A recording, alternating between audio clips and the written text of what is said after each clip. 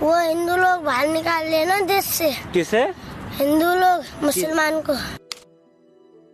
19 जनवरी 1990 आधी रात को अचानक से पूरे कश्मीर की लाइट चली जाती है, केवल मस्जिदों को छोड़कर। तभी उन मस्जिदों से ऐलान होता है कि ये कश्मीर हम मुसलमानों का है और मुसलमानों की इस धरती से इन कश्मीरी पंडितों का नामो निशान गायब कर दो। ठीक 2 दिन बाद पूरे कश्मीर से केवल 2 आवाजें आती हैं, गोलियों की, दूसरा बच्ची और औरतों की चीखों की। मुझे बहुत बुरा लगा जब मैंने आसिफा की कहानी सुनी थी।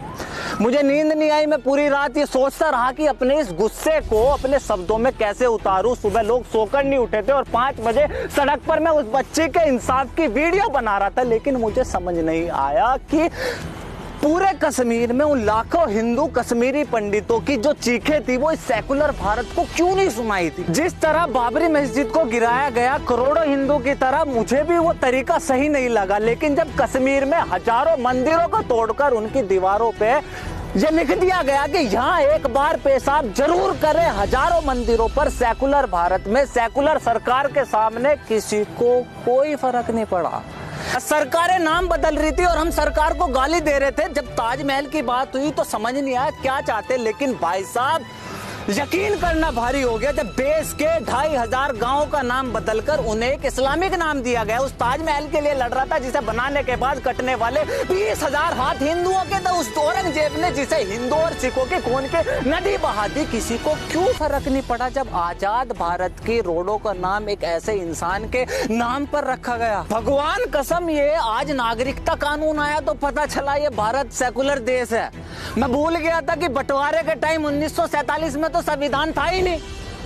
ये हिंदू ही भाई थे जिन्होंने कहा था कि मुसलमान भी हमारे भाई है, जो इस देश में रहना चाहता है वो रह सकता है। आज उसी हिंदू से ये पूछा जा रहा है, भाई साहब ये हिंदुस्तान का तेरे बाप का है? पहले बाबर, फिर हुमायूं, फिर अकबर, जहांगीर, शाहजहां, औरंगजेब, उसके बाद अंग्रेज, उसके बाद बंटवारा, उसके बाद इन राजनीतिक पार्टियों की 70 साल की नीतियों ने इस देश के हिंदुओं के चुत्तड़ मारने के अलावा और कुछ नहीं करा। और अब मुझे कोई ये समझाएगा कि इस CAA और NRC में किसी भी हिंदू का क्या लेना देना है? सबसे पहले तो ये नागरिकता कानून है क्या? मुसलमानों को छोड़कर बंटवारे के समय पाकिस्तान, अफगानिस्तान और बाद में बांग्लादेश में भारत का जो भी नागरिक रह गया था, बाद में प्रताड़ित हुए, जान बचाकर भारत वापस आ गए। आज 70 साल बाद उसे भारत की नागरिकता दी जा रही है। चूंकि इन 3 देशों में भारत के मुसलमान नहीं रहते, इसलिए इस कानून से मुसलमानों को बाहर रखा गया है। लेकिन सवाल यह है कि सरकार CAA कानून ला क्यों रही है? वैश्य की दुनिया मुसलमानों को एक रेडिकल इस्लाम और आतंकवाद की नजर से देखती है, लेकिन केवल एक भारत का ही मुसलमान ऐसा है जिसे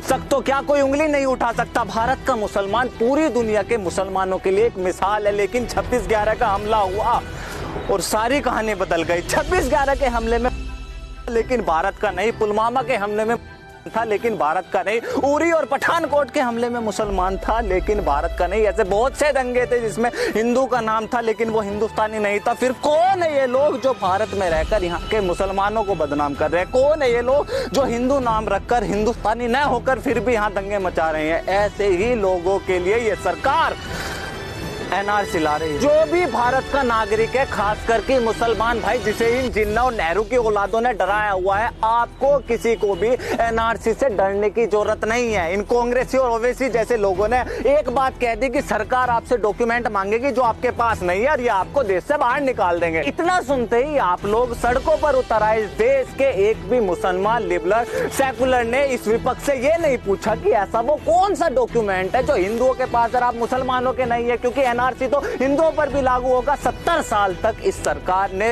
गरीबी हटाओ देश बचाओ का नारा दिया। 70 साल तक अपने आप को एक मुसलमानों की सरकार बताई और आज 70 साल बाद यही सरकार मुसलमानों कह रही है कि आप पे एक ऐसा दस्तावेज नहीं है जो आप अपनी नागरिकता साबित कर दो। ऐसे पाखंडी घुसपैठी सरकारों पर आप सड़क पर आ रहे हैं। मुझे पता है ये गुस्सा बहुत सारी चीजों का है। गरीब को घर घर में बिजली, चूल्हे की जगह सिलेंडर, सभी को बैंक खाते, गांव में सुविधा, व्यापारियों को GST, किसानों को सब्सिडी और देश को सही मायने में कश्मीर। मुझे पता है गुस्सा किन चीजों का है। सबसे पहले तो CAA इस देश के किसी भी मुसलमान की नागरिकता नहीं छीनता। दूसरा, हर देश का अपने एक रजिस्टर होता है जिसमें उस देश के नागरिकों के नाम होते हैं। उस रजिस्टर को देश का NRC रजिस्टर बोलते हैं। NRC केवल मुसलमानों के लिए नहीं बल्कि देश के हर एक नागरिक के लिए। तीसरा, अभी सरकार ने इस देश में एनआरसी लागू नहीं किया, कौन से दस्तावेज लिए जाएंगे, कितने साल पुराने होंगे, लाइन लगेगी या नहीं लगेगी, कितना खर्च आएगा, अभी तो सरकार ने इन सब चीजों का जिक्र ही नहीं करा। जो चीज अभी आई नहीं, लागू नहीं हुई, दिशा निर्देश नहीं मिले, उस चीज के लिए पिछले 10 दिन से इस पूरे देश में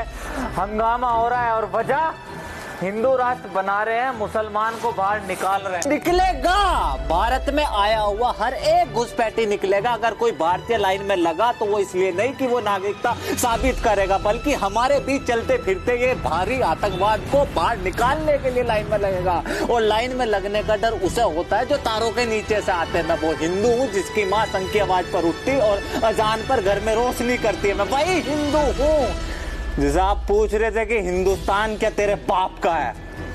this is Alok Kumar from Talk. See you next video. जय हिंद।